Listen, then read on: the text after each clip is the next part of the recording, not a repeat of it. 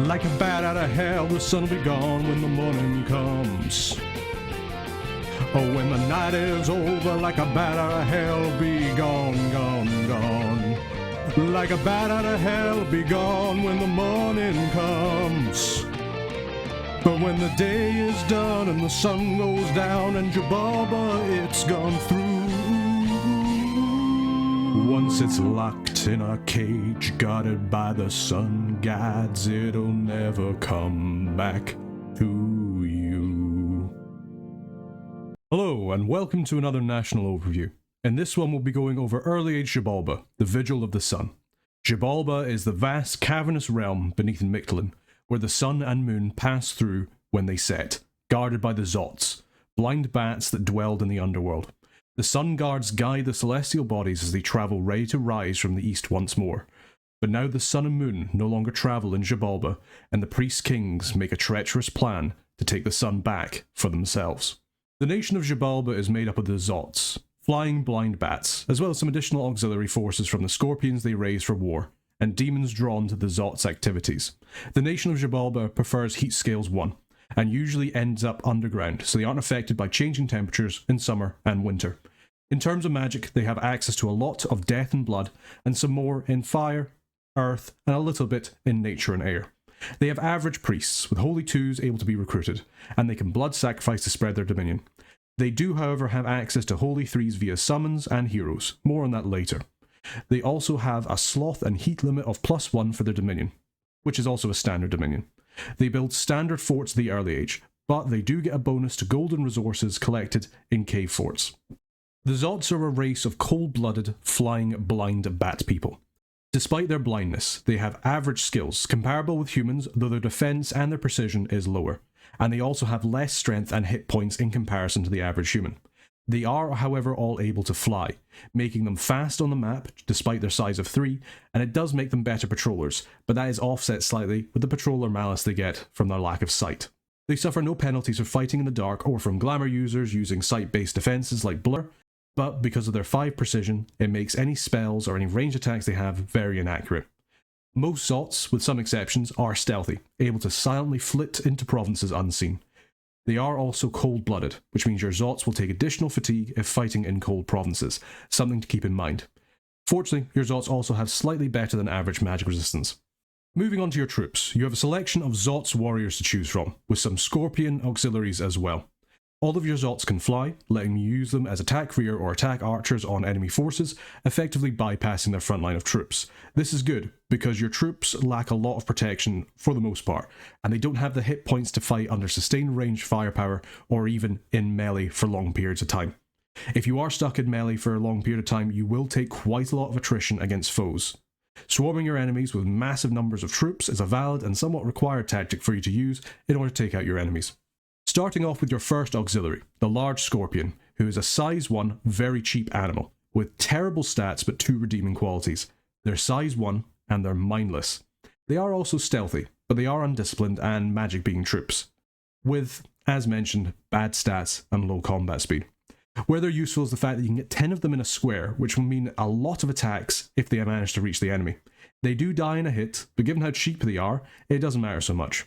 Their stings only do 1 damage, but the attack is armor piercing, and if they wound the target through the Dominion's random number generator, they will also do an additional 5 poison damage from their weak poison. These stinger attacks on all your scorpions cannot be repelled, making them have a surprisingly niche for use against repel-based thugs, if anything just to harass them. These scorpions give you an unbreakable front line to use in battles when you need it, due to spells like Storm or if you have communions that require protecting. They're also great for harassing enemies, even if they don't kill them, softening up their defense skill for your Zotz to be able to hit their target. Obviously, the main downside to them is their stats. A strong breeze, literally in the case of some air magic, will absolutely delete whole squares of these units. So when more powerful spells come out, you may want to swap these out for larger, beefier variants.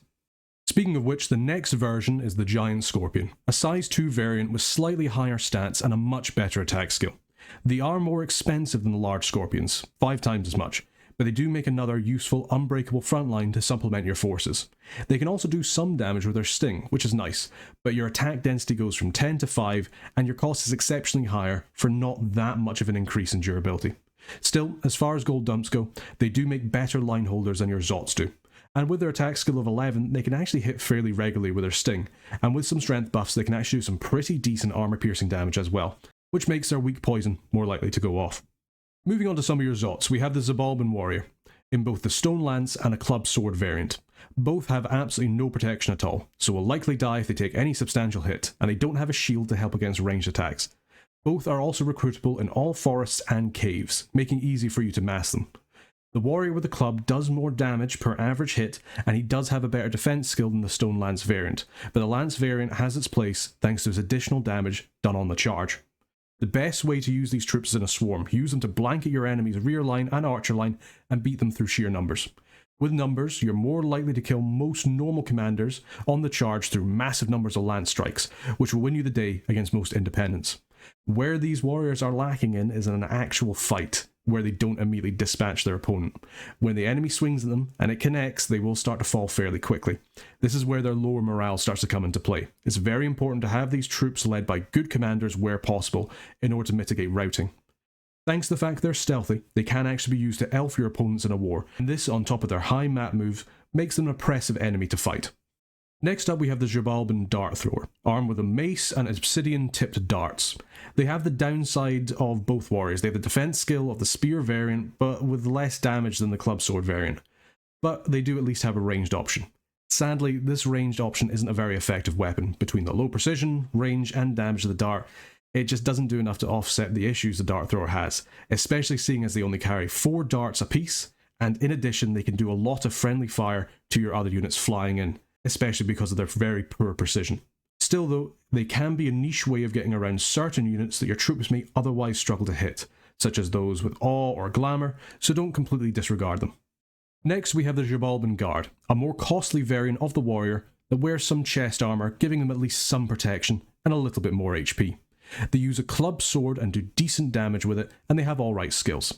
Their armour does make them slightly more resistant to lower damaging units, but without a helmet, they're still vulnerable to ranged firepower, especially slingers.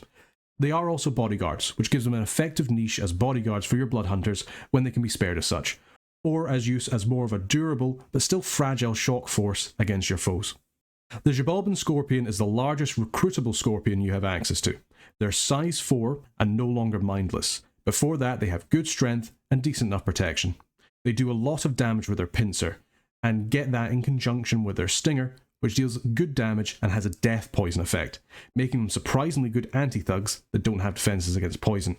You are, however, limited to recruit 15 of these per turn, though with their gold cost that isn't usually an immediate issue, unless you want to get as many as quickly as possible to deal with an imminent attack. Their defense skill is a little bit lacking, but they have decent hit points, more than double your basic Zotz. Unlike your other scorpions, they are also not blind, but they do have full dark vision, so they won't be affected by darkness, but will still suffer against foes using things like mirror image or other glamour effects. They do make a decent, if slightly costly, evocation bait, thanks to their HP and lower magic resistance. Moving on to your Sacred, the Sun Guide, who has decent body protection and skills, with a good attack skill and an inbuilt magic damage weapon. They're also bodyguards 3s, but have a more important role to perform than use as bodyguards most of the time. They make good shock troops, especially against enemies reliant on magical defenses, things like Mist Form or Body Ethereal. As they're Sacred, a small bless to improve their melee damage through strength or attack skill increases can make them into an effective anti-giant and anti-thug force. They also have some fire resistance, which is nice, and have a way to get Sun Awe with a national spell. More on that later. A solid Sacred, but without any head protection, keep them away from enemy ranged firepower. So, what can we take away from your troops? Well, you have a lot of cheap troops thanks to your warriors, who are also foreign recruit, letting you amass a large force.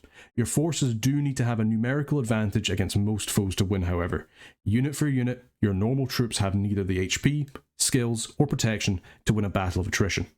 Your main tactic against indies, and in the early part of the game, will be to rely on shock and awe, large numbers of lance-wielding warriors attacking the rear of the enemy's forces in order to take out their commanders, and win the day through that. Your Sacreds, and to some extent your Guards, offer a slightly tankier force for use against tougher targets. Things like giants, for example, while your Dart Throwers can be used against enemies that would otherwise give you trouble with things like awe. Scorpions make a decent front line if you need to protect something in the backline, They're fairly cheap, and the smaller ones are unbreakable. The larger Scorpions are good as a tankier unit to hold back small forces while your Zotz go to work on the backline. Given that most of your units are stealthy, you can use them as a reliable strike force against undefended enemy positions. Indies are very useful to get as Xibalba due to your lack of real ranged firepower. Using independent archers to help give you a ranged force will help you against foes you may struggle against, things such as elves, as well as giving you a better front line through things like heavy infantry or some additional flanking forces through cavalry. Your unit's lack of protection cannot be understated. If you do include some ranged firepower, try and make sure your flyers and your archers aren't targeting the same unit where possible. Moving on to your commanders, you have good access to basic commanders, special ones for your animals, and a very good scout/basic commander. This is on top of your good magical access to both blood and death, with some supplemental elemental access as well. These are good paths for you to have to both buff your troops, do some good damage, and have a wide array of summons for you to use. Starting with your basic commanders, we have the Batab, who could be made in forts, cave, and forest provinces. They're an okay leader, able to lead up to 75 men and have a decent flying map move of 16. They're useful because they don't take fort turns in order to create, given how much foreign recruitment you can do, and they also can perform the role of being troop farriers or backup commanders for your forces. They can also make fairly decent scout choices. They're stealthy and they have decent map move for a slightly more expensive scout. Otherwise, you have better leaders for your armies. Next we have the Scorpion Trainer, who's an okay leader with a whip, whose main benefit is the fact they have Beastmaster +3 for additional animal morale, and the fact they can lead up to 100 magical units, which is quite a lot for a non-mage. These guys should be used for your Scorpions, and they can lead a lot of your size 1 and 2 Scorpions, as well as giving your larger size 4 and other summoned Scorpions additional morale. Concentrating these Scorpions on these commanders will not impact the map move of others, and with their abilities give them more morale, it makes them a no-brainer as a leader of them. Just be careful about letting these guys get in combat, they're very fragile due to their lack of protection. Moving on to your mages, first we have the Ajah, a Holy One Sacred Mage who is a good leader, having access to advanced formations and a morale bonus for your troops. These guys can also bless squads of Sacreds, making them an okay choice for an early expansion leader. Otherwise, they aren't particularly exceptional. They do have a use case later on in the game to construct temples. Your other units are way too valuable to use their turns for something as simple as that. They can also perform blood sacrifices to give you more temple checks to spread your dominion further, and they can also perform the role of stealthy preachers, though at Holy 1 they really aren't the most effective. The Ajah Kanek is a Holy 2 Sacred Mage, who is an even better leader than the Ajah, able to lead 150 troops. They are unfortunately old-aged when recruited, which is a little bit of a shame. They are a superior leader to the Ajah, not only because they can lead more men, but they also have a higher squad morale bonus at +2, and they are able to lead more squads.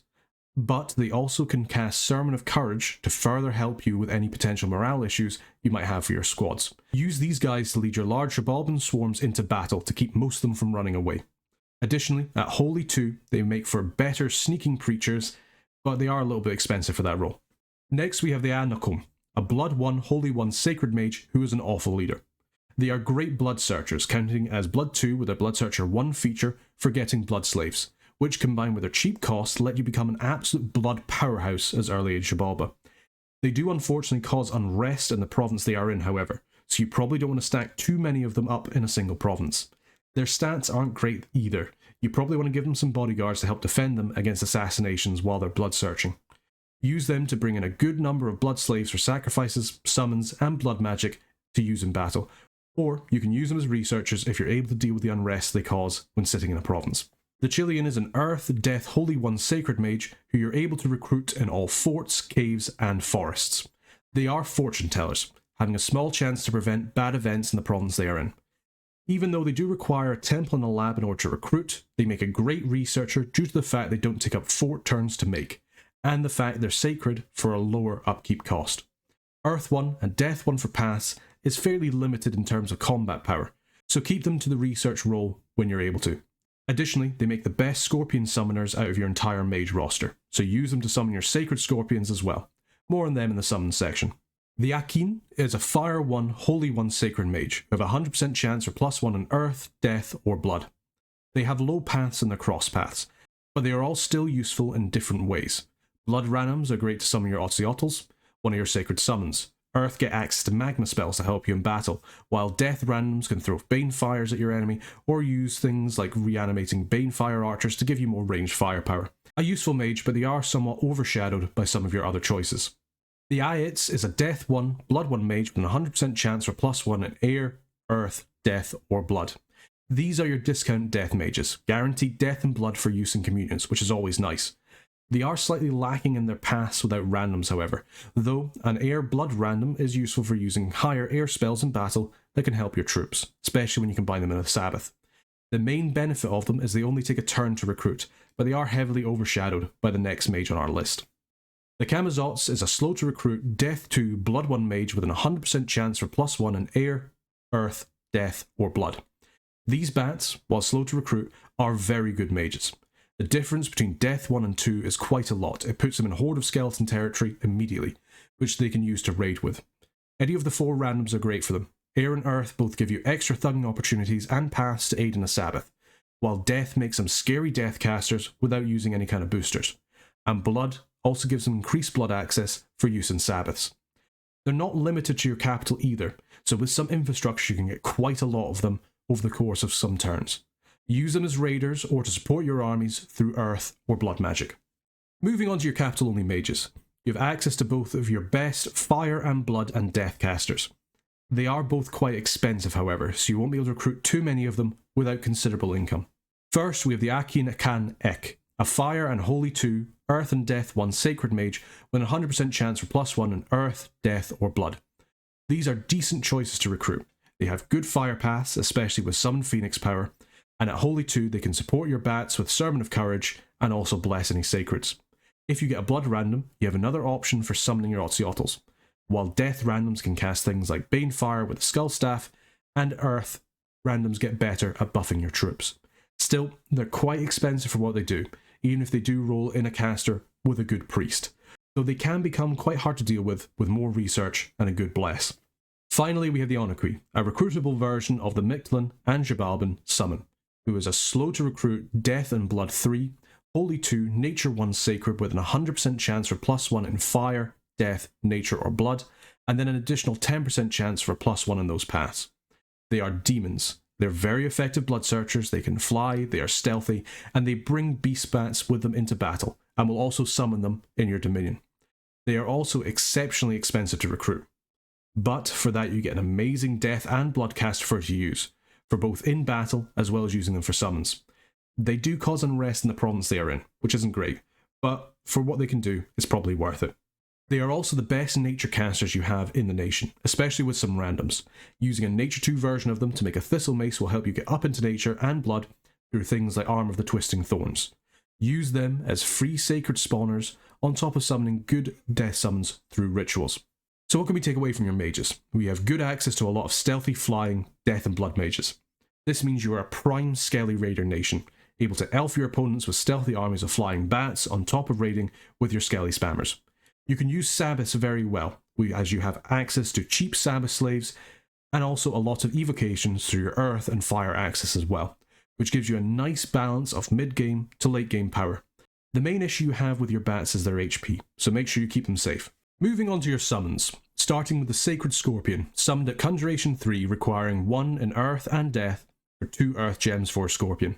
This is a size 7 Scorpion, able to share a square with one of your Zotz, or a size 2 and 1 Scorpion. They are undisciplined animals, but they have a high amount of hit points and protection, with 3 attacks, 2 pincer attacks and 1 with their tail, all of which deal decent damage, with the pincers being armor piercing and the tail having additional death poison, which deals a lot of poison damage. They have decent stats, including attack skill and magic resistance for an animal, and they are also sacred, though they do lack a little bit of defense skill, relying instead on their protection and HP in order to stay alive. They can make a nice HP ball for you to use to help hold your front line, though they are a little too slow to really be used as flankers. With their strength, they actually make alright siegers as well, and at worst they can be used as evocation bait, as they're not too costly except in terms of mage turns. Next we have the Jaguars, which you can summon at Conjuration 3, with a Nature 2 Holy 1 Mage for 20 Nature Gems for 25 Jaguars. They have 2 attacks, and they're stealthy, with decent HP and attack skill. Because of their speed, with a decent bless, they can make fairly effective flankers. Unfortunately, however, they are undisciplined, so you cannot give them any direct orders. If you can cast any of your buffing nature spells on them to improve their attack and morale further, or something like Strength of Giants to improve their strength, they can be a fairly scary animal to fight. After this we have the Beast Bats, which you get a blood level 2, requiring 1 in blood and 8 blood slaves in order to summon 3 sacred beast bats. They're flying bats with pretty bad protection, but decent stats and a venomous fang that does fatigue damage as an additional effect. They've actually got high magic resistance, which is good because they need it as they're demons, so they can be smited off the battlefield. They're stealthy and blind, which makes them pretty good at taking provinces underground or fighting in darkness. They're not exceptional units, but they're pretty cheap and get your bless, plus every single one of your blood mages can summon them, so you can start pumping out a lot of them in a turn that you need to. Say if you're in a siege defense, for example. They're probably not your main summon, however. At blood level 4 we have Bind Jaguar Fiends, which needs blood and fire 1, 16 blood slaves for 3 Ozelots, my beloved. As well as a late game summon at blood level 8 that needs blood 6 and fire 2 and 40 blood slaves for 14 plus 1 additional Ozelot for every higher blood level. These flying Jaguar demons are sacred with a good amount of HP and 3 attacks each. They're size 5, so you're only getting 2 of them fitting in a square, but that's still pretty good attack density. They've got pretty good stats, other than protection, but if you were to set them up to say attack archers, they'll absolutely chew through them. Same with most basic commanders. They are demons, but again they have decent magic resistance, and with their stat, they can hold a bless pretty well. They're a little bit harder to summon, requiring blood and fire in order to do so, but you can get that quite easily with some randoms, or at worst, some of your capital only mages. Additionally, they cost much more in terms of blood slaves in order to get them beast bats, but once you have your blood economy going, they'll do a lot of work for you. Onaqis are summonable versions of your capital recruits. They're slightly weaker, but they cost blood slaves rather than gold. This needs blood 4 and 101 blood slaves in order to cast at blood level 7. For this you get a flying, stealthy demon sacred commander with blood 3, death 2, and nature and holy 1, with an 100% chance for a random in +1 in fire, death, nature, or blood. They free spawn beast bats, allowing you to get quite a few of them, and the fire randoms can help you summon more of your Ozelots. They also make very effective raiders and thugs thanks to their paths with just a little bit of gear. A very strong versatile summon if you cannot afford to recruit many of your cap-only commanders. The Chaacs are summonable at Conjuration 8, requiring Air 4 and 75 Air Gems to summon one of the 4 Chaacs. This is a hard spell to cast for your nation without designing a pretender around it. Each Chaac can fly, and they have storm flying, they're sacred, and they all have Air 4, Holy 3, and 2 water base, and then they either have 2 in fire, death, or nature, or if they're the North Chaac, they have level 3 water. At the start of a battle, they will also automatically cast Storm, which can be a powerful tool to use if you're against flyers that aren't storm immune. Equally, you have to be very careful about how and where you use your Chaac, as it will make your Zotz unable to fly, which will massively increase how vulnerable they are. Still, they give nice crosspaths in air and water, and having flying Holy 3s is always nice, though personally I think the Balams are a little bit easier to use and more impactful with their stealth. The Balams are summonable at Conjuration 7, requiring Nature level 4 and 60 Nature Gems in order to summon one of the Balam, which have Nature 4, Blood 2 and Holy 3 base, and level 2 in either Air, Water, Fire or Death, depending on which direction you summon. They are shape changers, able to take the form of a large jaguar, Onaqui or Zotz, letting them become stealthy flyers for raiding purposes. Of all 4, the most useful problem is probably the Balam of the North or potentially the East for their air or water paths, which if placed in a Sabbath can allow you to cast spells like Air Shield or Quickening easily. They're quite expensive at 60 Nature Gems a pop, but being able to have stealthy Holy 3s, especially given that you can't recruit any yourself, is a very nice option to have to help bless your armies and take thrones. Moving on to your national heroes, Early Age Xibalba has quite a few and most of them are actually pretty powerful. All but the first are limited to only have a chance to appear after turn 20, but if you have the design points to include luck in your scales, they're good enough to make it an attractive proposition. Speaking of the first hero, Halakunuk is your only Zotz hero. He's a good leader with decent equipment and stats that has Fire 2, Blood 1 and Holy 3. He's inspirational and is an adept blood sacrificer to give him some additional utility. The main benefit you get from him is the fact that he's Holy 3, giving you another stealthy flying sacred that can lead armies and take thrones for you. With Fire 2, you can also use spells like Gift of the Furies to give your troops better morale and more importantly attack skill, something that is sorely needed in order to ensure they kill their targets. He's not your best national hero, but he's certainly a nice one to get. Next we have your Onaqui heroes. These guys are great as they're basically free Onaquis for you to use, with some of them being Holy 3s, and they also have pretty good cross pass as well. All of these do not come out before turn 20 however, which doesn't mean you may be waiting a while for them. Getting one of these will save you the 101 blood slaves or the 800 gold that you'd have to spend on them otherwise, and that's very worth it for the power they bring. The Demon of the Bone Staff and Demon of the Skull Staff both have Death 4, Blood and Holy 3, Fire 2 on a Sacred Onaqui chassis. These paths are great. They have High Death and Earth for some really good thugging, Blood for joining Sabbaths, or for casting your national spells, and out of combat they can summon your Demon Knights, as well as with some boosters, things like Father Earth as well. They're good leaders, and like all Onaquis have a Beast Bats retinue in battle, which is absolutely no downside for a free commander. The Demon of Pus and the Jaundice Demon both have Death, Blood and Holy 3 and Fire and Nature 1. These guys are nice for adding Fire and Nature into Sabbaths, being Holy 3s for taking thrones and Divine Blessing armies, and make good choices for crossbreeding as well. You can use them to annoy your enemy. Like all Onaquis, they cause unrest in the province they are in, but they are also Reapers, causing more unrest and diseasing units they share province with. Not great for your armies, but with some extra stealth gear they can really hurt your enemy's provinces without them knowing. Put them in something like a major research centre or their capital to hurt their economy and start to disease and kill their researchers. If nothing else, just use them to summon more Ozelots. Finally, you have the Sweeping Demon and the Stabbing Demon, who both only have Blood 3. This is a little bit of a downside. They don't have the Holy 3 of the other heroes, which is a little bit of a shame. Where they make up for this is the fact they're both assassins. Onaqui are already powerful mages, but they're also powerful combatants, especially when you consider they summon 2 Beast Bats in battle as well, which includes assassinations. You can send these 2 out to really scupper your opponent's plans by murdering their commanders and mages, and then slinking away before they can react. They aren't quite as effective mages as potentially other hero choices, but Blood 3s are always nice to keep your communions going, and with their HP, they actually make fairly effective Sabbath batteries as well. For national sites, you start with 2. The Cavern of the Sun lets you recruit your Akin Can X and your Sun Guides, and produces 3 Fire Gems and 1 Earth Gem a turn. Your second is the House of Knives, which lets you recruit your Onaqui, and as well as producing 2 Death Gems per turn. Going into the national spells of Early Age Xibalba, you have quite a few, with your national spells around the souls. The Zotz teach that each person has 4 souls: blood, bone, breath, and shadow. By gifting or breaking to these souls, you can help your allies or hurt your enemies. These powerful spells can be used by any Xibalba mage, not just the Zotz, which make your better mages like Onaqui, or any independent mages you get, even better. Gift of the First Soul requires Blood 3 to research. It affects 1 person and requires Blood 1 in order to cast, and gives the target 10% regeneration, but cannot affect the undead or inanimate. This is great for use with your Blood Thugs. Your Onaqui love this kind of regeneration, even though it is a little bit less useful for your Zotz.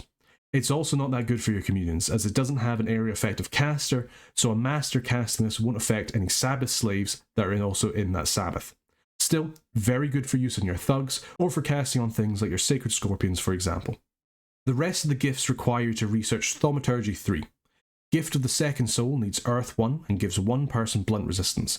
Nice to have if they can't cast something like Liquid Body or Temper Flesh on themselves, but it has a chance of not affecting ethereal units. Gift of the Third Soul requires Air 1 and gives 1 person Reinvigoration 2. Again, a very nice boon to have on thugs and major spellcasters.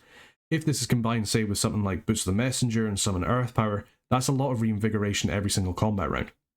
Finally, Gift of the Fourth Soul requires Death level 1 and gives 1 person luck, which is really nice to have on your Zotz casters with their low HP.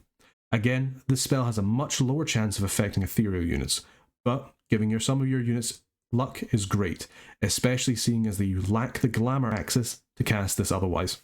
Breaking the souls harm your foes rather than buffing your allies.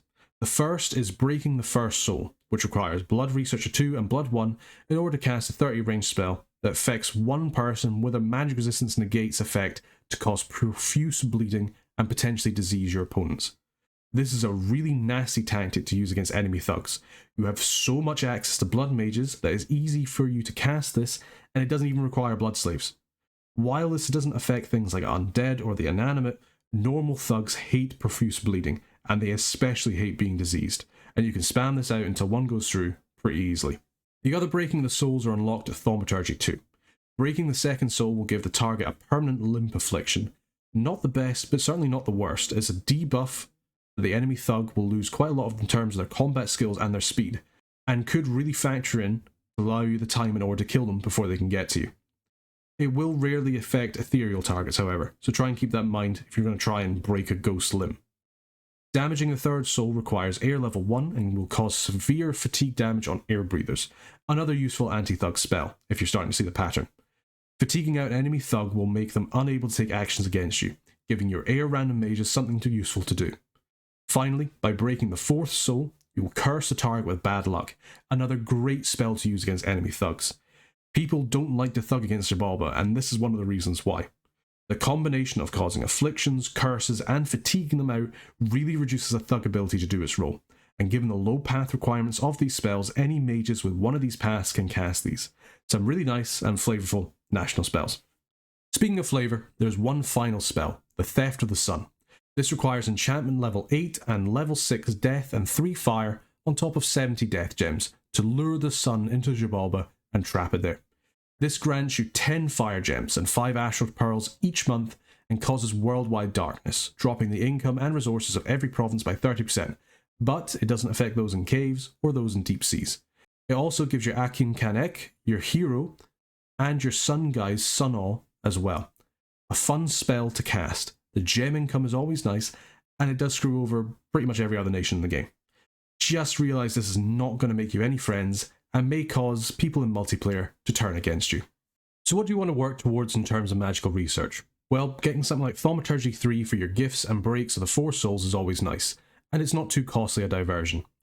Blood research is also nice as it lets you use your other breaking gifting of the souls, as well as leveraging your blood economy into things like summons and battlefield buffs, especially when you're thinking about something like your Jaguar Fiends. Conjuration is also great for boosting your elemental access in battle, and to improve your Sabbaths with things like Summon Earth Power. Given your Earth access, Alteration is also nice to improve your troops' protection, on top of your ability to thug with spells like Temper Flesh or things like Mist Form. Enchantment is great as always for Horde of Skeletons for your Deathcasters, as well as buffing up your regular troops' strength to massively increase their damage on the first strike. Construction is also great for building up blood items, things like soul contracts or dowsing rods. You have a lot of potential paths as Xibalba. Every research is useful for you, unfortunately, so you're going to have to choose what's best for you in your game. So what are some good research goals for you to go for? Well, Horde of Skeleton is your first one, as all your Ozelots can cast this, and when this is researched you now have access to a lot of skeleton-based raiders, able to fly in, raid a poorly defended province before stealthing away or flying to another enemy province. You can use this in conjunction with your stealthy troops as well, and in battles it gives you a cheap and replaceable front line to protect your Sabbaths. As a nation of flyers, Earth spells are really good for you to use as it will not affect your own troops. Maws of the Earth is a fantastic spell for you to cast, dealing damage to your enemies and potentially immobilizing them while doing nothing to your own flying troops. This will make it easier for your troops to hit the immobilized enemies while stopping the enemy from advancing on your mages. In the same vein, Earthquake is another fantastic spell for you to use. Your own flying troops will not be hit while the enemy will take a fair amount of damage across their army, especially if you use it underground.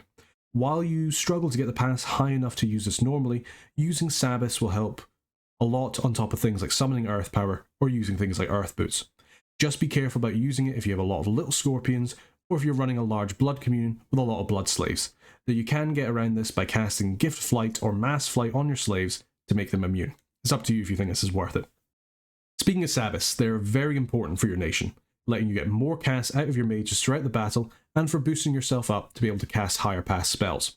Giving your widespread access to Blood 1 mages, you have no issues in finding Sabbath slaves to boost up your most important mages. Make sure to get some reinvigoration into your Sabbaths through things like Summon Earth Power Relief, while using Reinvigorate to keep their fatigue at 0, and they'll last for a long time. Howl is another great spell for you to use when you get access to it, either through boosters or through Sabbath.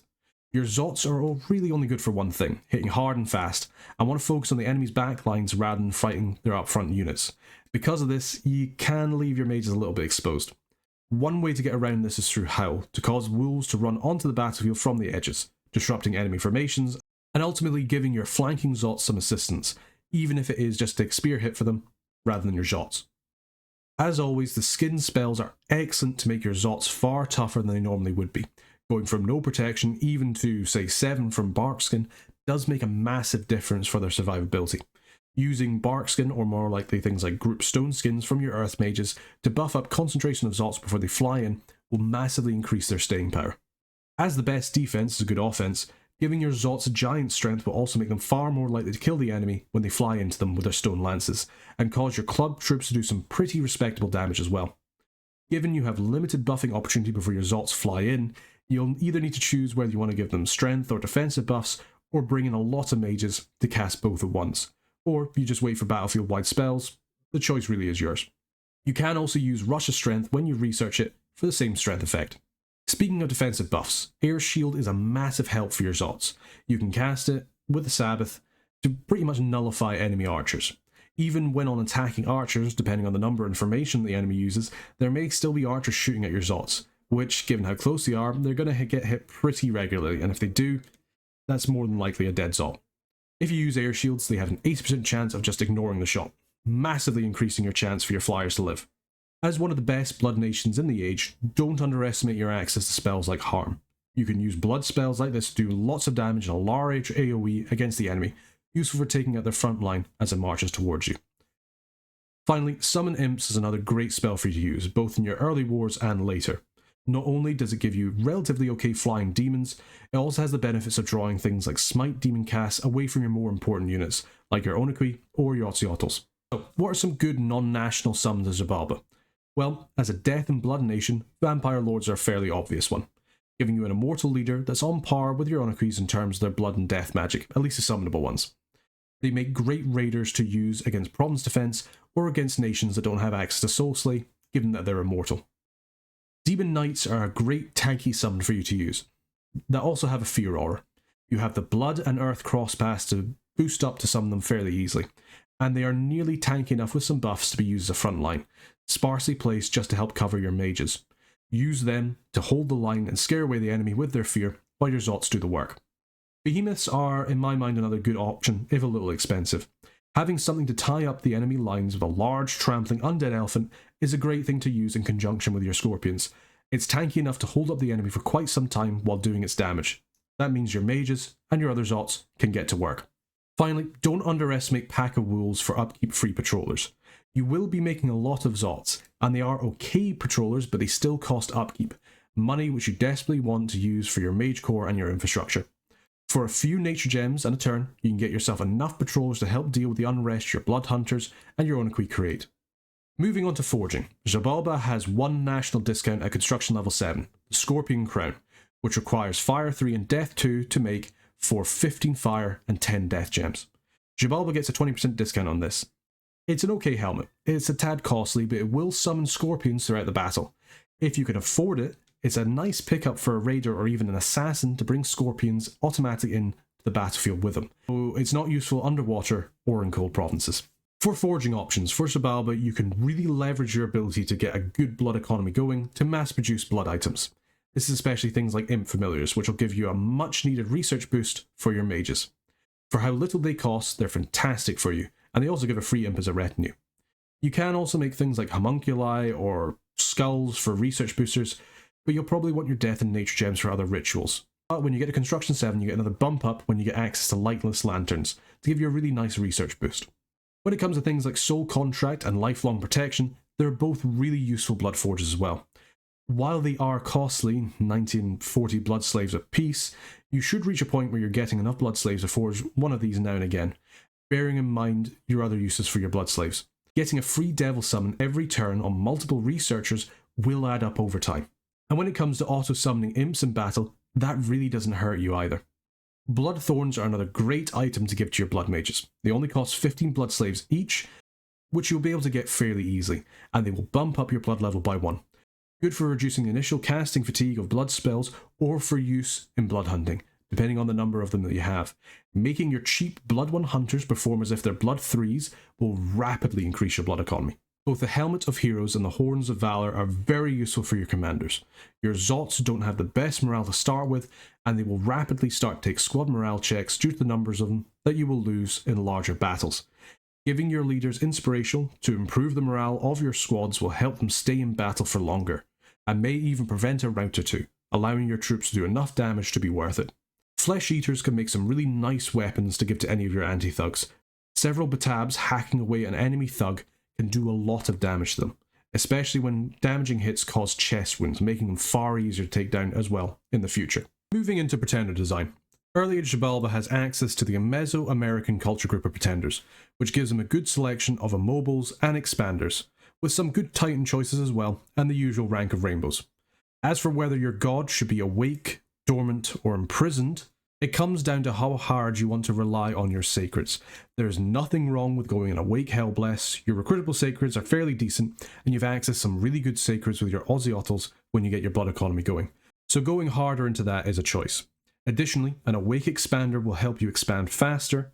You are going to take high attrition with your Zotz expansion parties early into the game.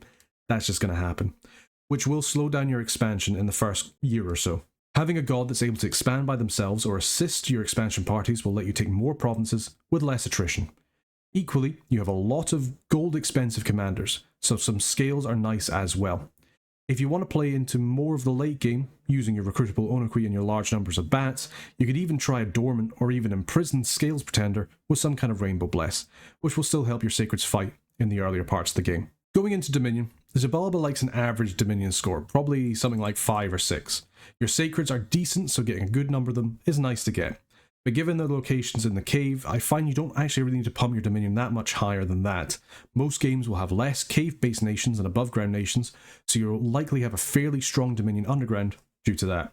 If you want to rely more on your recruitable sacreds, you can bump this up higher of course, or just invest in more temples to use your foreign recruit mages. When it comes to Order and Turmoil, you have pretty low recruitment point costs on your units, so you can actually dip into Turmoil a little bit in order to give yourself some more design points. This does hit your income a little, given it's the early age and you have access to both earth and fire paths. You can supplement this income later on with things like gem transmutations. You could go Order to help your blood hunting by help keeping your unrest down, but given your number of nature mages and easily summonable wolves, you can kind of combat this.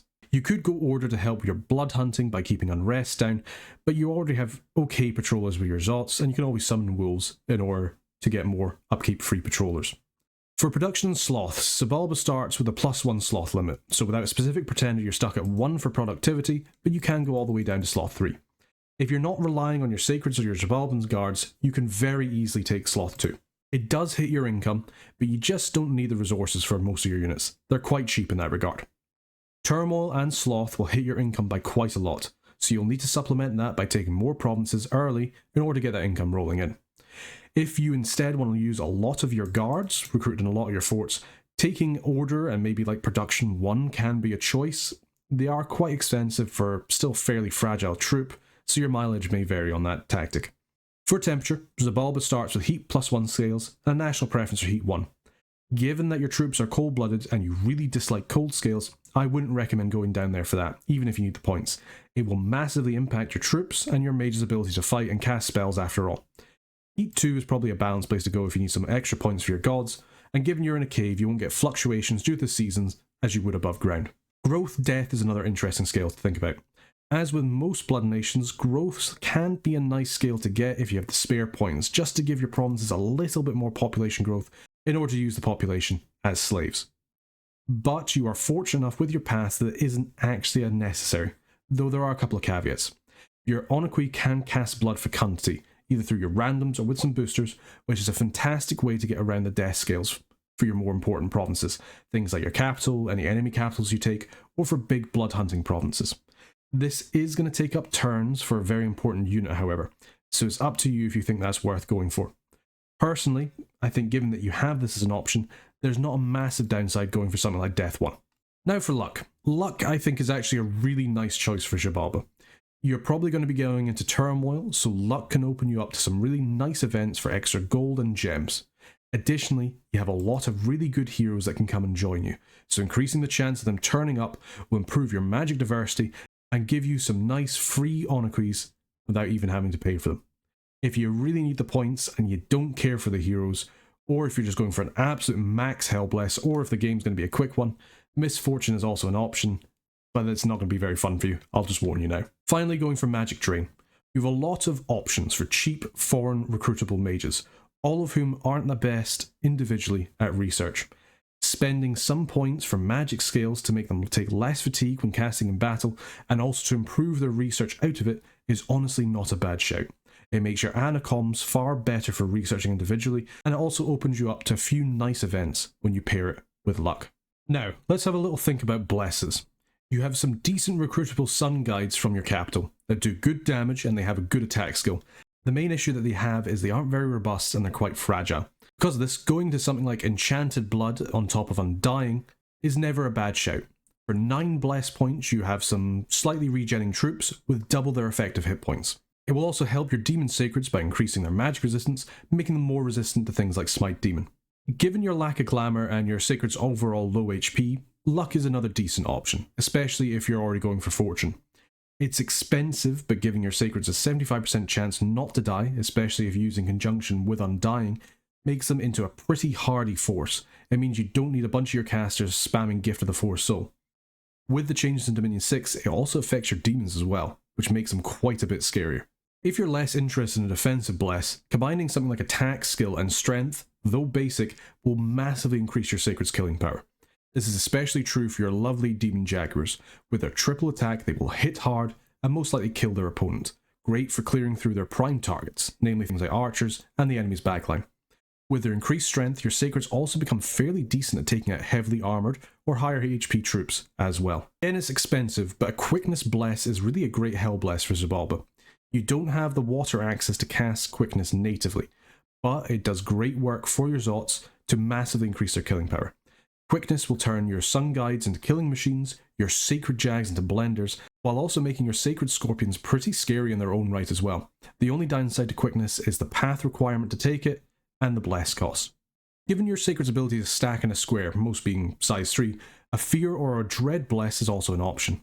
With your flying Sacreds, you can reliably get their Fear aura in range of the enemy, especially the backline where their commanders are. Whether you kill off their commanders or cause them to rout will do the same thing. Later, with your summonable Bats, Jaguars and Scorpions, giving them all a Fear aura will let you reliably use morale plays against your enemies as well. Out of something like a Hard Skin, Stygian Flesh or Bark Skin Bless, it depends on what units you really want to help. Hard Skin does the most for your Sacred Scorpions, increasing their natural protection to a very respectable 22, which combined with their high HP makes them surprisingly difficult to deal with by normal troops, though it does slightly less initially for your Sacred Zotz and Demons, at least until you start to get spells like Group Stone Skin off. Stygian Flesh and Bark Skin have more of an immediate effect for your Sacreds, immediately giving them a lot of additional protection. Stygian Flesh is better for your Sacred Zotz, and some of your mages too, while I actually think Bark Skin is better for your demons. You just have to worry about the increased fire damage on them. You can, surprisingly, make an argument for a regen bless as well as Xibalba, but it's only useful for a handful of your units. Your very costly Balams and Chaacs, but also your Onaquis, Sacred Scorpions, and Ozelots. Especially for your Onaqui, combining a regen bless with something like personal regeneration, and then use on top of that a soul vortex, makes them pretty effective heavy thugs. But the regen bless is less useful for your Zotz and your Zotz mages, with maybe the exception if you have blessable Sabbath slaves. Any regen is better than nothing in that aspect. A special mention as well for Stormflight. While you probably don't want to cast Storm most of the time, as it will stop your regular Zotz from being able to fly, if your Sacreds are still able to fly during a storm, it can potentially take away devastating counters that your enemies can use against you. Just something to keep in mind. When it comes to blesses to stay away from, the number one is Death Explosion. You'll just end up killing your own Sacreds, and while that is funny, the losses you take isn't worth it at all, and you'll probably kill a bunch of your own troops as well. If you really want to make your day bad, take Death Explosion and Bark Skin and, just kiss goodbye to all your gold. The other obvious one not to take is Flight. I mean, that's kind of obvious, but probably should still be mentioned. While it is funny to have your Sacred Scorpions fly on in with your Zotz, it's just not worth it, both in its cost and how useful it is for your other Sacreds. But I mean, if you want to do it, go nuts. Chill auras are another one to keep away from. You get the most value out of Chill aura in cold provinces, which your troops do not like in the first place. Also, freezing both your regular troops, blood slaves, and even potentially other commanders nearby really isn't great. Or having half your Sacreds get frozen as well if they fail their cold resistance checks is really a bad move. Just stay away from it. Alright, let's move on to some pretender examples. As always, this is based off my experience and how I like to play Early Age Xibalba, and they're only meant as an initial point of thought for you to use. If you have a build you prefer or another bless you like more, or if you want different paths going into your pretender, tweak them to suit them to your liking, or just start from scratch. First, we have the Awake Snake Mummy, a T2 Anan with Nature 7, Earth 5 and Blood 4, with a Regeneration, Blood Surge and 2 Strong Vitae Bless, with 5 Dominion, 2 Turmoil, 3 Sloth, 2 Heat, 1 Death, and Fortune and Magic 2. This is a great Awake Titan. She's able to expand quite easily, even without gear, thanks to her 4 attacks, her inbuilt Fear Aura, and her retinue of Horned Serpents. With the Regeneration Bless, she's actually able to tank a lot of damage, while the Blood Surge will help her and any Sacred Zotz that you're using by giving them a big bump to their attack, skill and strength after killing a target. The Strong Vitae actually help push your Sacreds over to the next Regeneration band as well, so they can get a lot more use out of the Regeneration Bless. You could, if you wanted to, even switch out the Blood Surge for Enchanted Blood for even more regen, especially in percentage terms for your lower HP Sacreds, but that's really up to you. Your scales are pretty bad, so you'll have to expand pretty hard and pretty fast in order to make up the money that you need to expand your infrastructure. Next, we have the Awake Quickness Geyser, which is a Sacred Geyser with 9 Water and 4 Fire with an attack skill Quickness Bless, with 8 Dominion, 2 Turmoil, Sloth and Heat, 1 Death, and 2 in Fortune and Magic. The whole idea behind the Geyser is to make your Sacreds hard to hit, with Quickness and attack skill. That's +3 to attack and +2 to defense for all of your Sacreds, giving your Sun Guides 2 attacks at attack skill 18 for some pretty good magical damage. And that, in combination with your high Dominion, you can get quite a few of them to do some pretty good damage. Your Ozelots become absolute blenders with their 6 attacks each, and even your Sacred Scorpions becoming very scary with their 6 attacks as well, and with their increased speed they're actually far more likely to get into combat. Equally, your Onaqui also become very scary in combat as well. Nothing is better than watching them rip and tear through normal troops with something like their Quickness Bless, with a Soul Vortex and some gear. Meanwhile, your god will just sit at home. He'll potentially cast some rituals for you, he lets you access really high water, and other than that he can always just forge some items for you, notably things like Rune Smashers to improve your magical penetration for big spells that you're going to cast later in the game. Next, we have the Dormant Assassin Titan, a Teotl of the Night with Death and Blood 6 with a 5 times Undying, 1 Strong Vitae, and Enchanted Blood Bless, with 6 Dominion, 0 Turmoil, 1 Sloth, 2 Heat, no Growth, and 2 in Fortune and Magic. The idea behind this Titan is that it gives your Sun Guides a fairly decent defensive bless, massively improving their survivability, going from 9 HP to effectively 20 HP, with a little bit of regen and magic resistance to boot. You have pretty good scales as well. You'll have a lot more money than some of the other builds that we've gone over just now, making you much more able to lean into massing large armies of Zotz with some of your more resource-intensive troops as well. Your god is pretty decent when he pops out, but he does need some gear to help him with his protection and give him a weapon, but he has 2 attacks base and an inbuilt stealth and assassin. While you'd probably prefer not to use your pretender to assassinate, he makes a very effective defender in both regular battles and for taking out high priority targets. Additionally, if he manages to cause enemy armies to patrol to try and find him while he flies about, that's a turn they aren't advancing on you and instead wasting it. In battle proper, he flies, he has good Fear Aura, and he's quite scary with some gear, while still letting you get deep into both death and blood later into the game. Next, we have the Dormant Stealthy Rock, a crystal soul that has 8 Glamour, 5 Astral, and 4 Earth, with a Luck and Obfuscate Bless, with 7 Dominion, 2 Turmoil, 2 Sloth, 2 Heat, 1 Death, 2 Fortune, and 3 in Magic. This is a slightly odd pretender, but I've actually found it's pretty potent. You obviously get no benefit from your Bless early, which makes you rely on your regular Zotz for early expansion, which can really hurt your early game, but for it you do get some nice benefits later on. You start with a Glamour Sight on your capital for guaranteed Glamour income, which is very nice for summoning units like Gnomes later into the game to improve your magic diversity. Your scales aren't great in terms of income, but you have good fortune for events, and your heroes will come eventually, hopefully, on top of having Magic 3 to really bump up your research. Where this god comes into their own is when they're awake. Suddenly all of your Sacreds are stealthy, or the ones that already were are even better at sneaking, making all of your big commanders able to stealth around very, very well. Your Sun Guides also become stealthy, so they can now join your usual stacks of Zotz, and your Bats and Jaguars will also become stealthy. This turns you into even more of a potent elf nation, able to bring not only large armies of stealthy units, but also stealthy flyers around to harass the enemy. With your Luck Bless, your Sun Guides are surprisingly pretty tanky, and it makes your mages able to shrug off some attacks as well. Your god, while immobile, can teleport around with their Astral Pass, but can also use Project Self to harass your enemies while safe in your capital. A fairly odd pretender, but I do actually quite enjoy them, give him a bash sometime. The Imprisoned Scales Mother is a statue of the Bloody Mother, with 5 in Nature and Blood and 4 in Air, with a Storm Flight, Poison Resistance, Blood Surge and Strong Vitae Bless, with Dominion 8, 2 Order, 1 Productivity, 1 Heat, 1 Growth, 2 Fortune and 2 in Magic. This pretender is based entirely around scales, letting you mass a truly horrific number of Zotz between the increased recruitment points, income and resources you'll get with it, which is good because you'll be relying on them quite a lot. Your Bless is okay, with some additional tankiness from the Poison Resistance and Strong Vitae for your Sacreds, while the Blood Surge will also help them if they kill an enemy by giving them a bump at attack skill. The Storm Flight is there to stop one of your biggest counters, Storms, by letting all of your Sacreds still fly, even if there is one up. It does also let you do some shenanigans with Sabbaths by calling your own Storms to use in battle, in conjunction with some regular ground forces, backed up by your Sacred, still flying units. Good to use if you're against a lot of ranged heavy opponents, or if you know that you're probably going to be against some nations that have access to air magic. When your god is released, she can still help a lot with improving your magic diversity with things like nature rituals, as well as giving you some air summons as well. If you're willing to take a bigger hit on the scales, giving her some more air will also unlock late game summons for air as well, on top of some forging opportunities for air boosters. Finally, we have the Rainbow Great Batty Boy, an imprisoned Great Kamatots that has 4 in all of the paths, bar 3 in nature, with a 2 times attack skill, 5 times undying, stronger vitae, 4 times strength of the flesh, enchanted blood, and blood surge bless, with 5 dominion, 1 turmoil, 2 in sloth and heat, nothing in growth, and 2 in fortune and magic. This gives you a really nice rainbow bless, focused on making your sun guides tankier with a really nice attack skill, a total of +5 attack and +7 strength when blood surged, nearly doubling their strength.